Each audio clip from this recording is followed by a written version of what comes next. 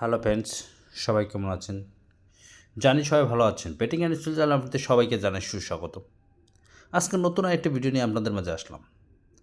আমার থাম্বনেল থেকে বুঝতে পারছেন আজকে আমি কী নিয়ে ভিডিও করব। আপনারা তো অনেক সময় বলেন যে শিওর ম্যাচ বলে কোনো কথা নেই, শিওর ম্যাচ 100% শিওর ম্যাচ এই টিমটা জিতবে। আমি তার জলযন্ত্র প্রমাণ আপনাদেরকে দিয়ে দেবো যে পৃথিবীতে শিওর বলে কোনো কথা নেই।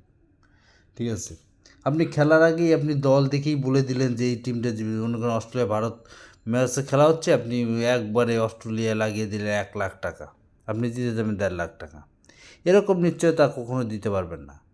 ক্রিকেট ফুটবলে কখনোই এরকম নিশ্চয়তা দেওয়া যায় না ভাইয়া যে এই টিমটা আজকে জিতবে, এই টিমটাই আজকে হারবে।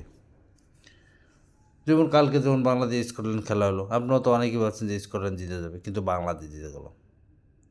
এরকমই অনেক ম্যাচই আছে এরকম যে আপনারা মনে করবেন যে এই টিমটা 100% 150% জিতে যাবে, কিন্তু কী হবে, খেলাটা কিন্তু খেলার মাঠে হয়। খেলাটা কিন্তু আপনি আমি খেলে দেব না। খেলার টাইমে ঠিক টাইমে খেলতে হবে। আপনারা তো অনেকে ভাবেন যে ভারত অনেক শক্তিশালী টিম, ভারত জিতে যাবে। না ভাই, খেলা গোলগুটির খেলা, যে কোনো মুহূর্তে সিচুয়েশন চেঞ্জ হতে পারে। তাই বলে আপনি আপনার নিজের ক্ষতি করবেন?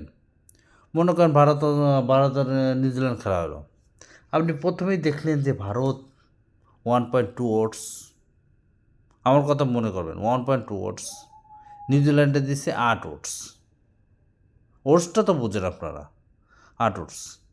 এখন আপনারা চিন্তা করলেন যে ভারতে আমি 10,000 লাগাইয়ে 10,500 টাকা পাবো,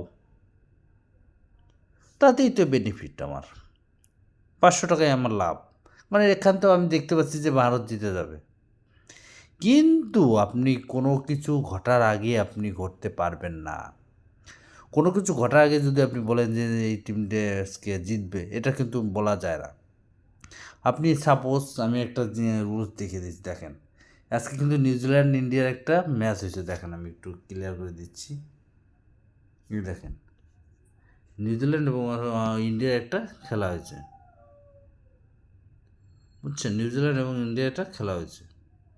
এই খেলায় কী হয়েছে, এই খেলায় আপনারা তো আমার মনে হয় না কোনো দল, কোনো মানুষ ইন্ডিয়া ছাড়া নিচ্ছে। কোনো মানুষই ইন্ডিয়ার বিপক্ষে যায় নাই, আমার মনে হয় না। সর্বোচ্চ 2-1 গেছে, 90% মানুষই ইন্ডিয়ার পক্ষে ছিল।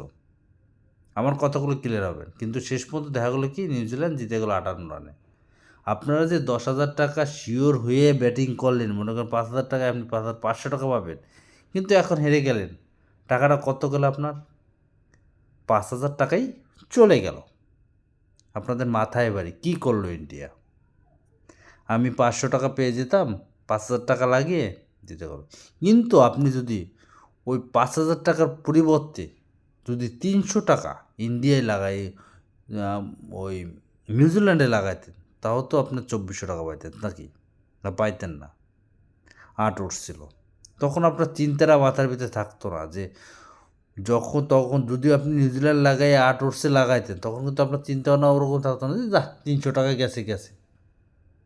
এ নিয়ে কোনো চিন্তা নাই। কিন্তু আপনি ভারতের পক্ষে 5,000 টাকায় লাগাইয়া যে টেনশনে ছিলেন, 5,000 টাকায় 500 টাকা ইনকাম করা ভালো, নাকি আপনাদের কাছে প্রশ্ন 5,000 টাকায় 500 টাকা, 5,000 টাকায় 5,500 টাকা ইনকাম করা ভালো, নাকি 300 টাকায় আপনার 2,400 টাকা ইনকাম করা ভালো? এটা আপনাদের কাছে প্রশ্ন। আমার এই কথাটাই দ্বারা আমি বুঝাতে চাচ্ছি যে পৃথিবীতে শিওর বলে কোনো কথা নাই। যে কোনো টিম যে কোনো মাঠে জিততে পারে, এইটাই স্বাভাবিক ব্যাপার। আজকের মতো ভিডিওটা এই পর্যন্তই। যদি আমার ভিডিও ভালো লাগে একটা লাইক কমেন্ট শেয়ার করবেন। আজকের মতো সবাই ভালো থাকবেন। পরবর্তীতে অন্য কোনো ভিডিও নিয়ে আপনাদের মাঝে আসবো। ওকে, ধন্যবাদ।